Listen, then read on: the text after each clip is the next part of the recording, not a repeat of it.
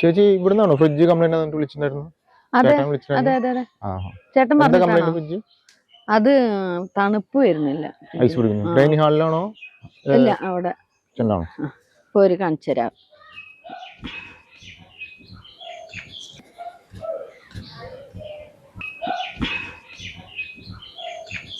ഇവിടെ dining hall അല്ല, കിച്ചണിലാണോ? കൊറേ ദിവസമായി കംപ്ലൈന്റ് ആയിട്ട്.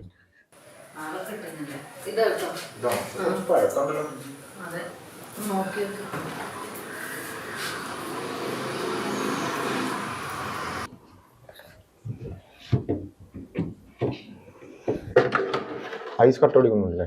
അതെ, ഇത് അല്ല, ഇറ്റിന് എന്തെങ്കിലും കംപ്ലൈന്റ് ഉണ്ടോ നോക്കിക്കേ. ഇതിന്റെ ഇടയില്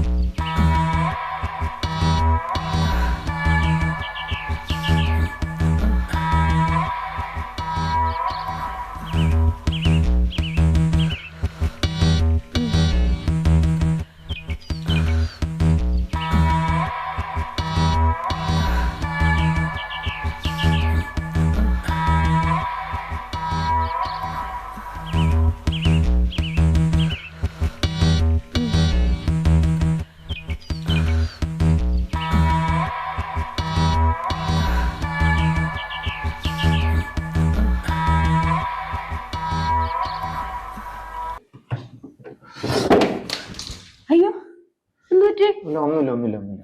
അത് വയറ് വിട്ടിട്ടുണ്ടായിരുന്നു ഉള്ളില്, വേറെ കുഴപ്പമൊന്നുമില്ല. ഫ്രിഡ്ജ് ശരിയായിട്ടുണ്ട്. ഇപ്പോ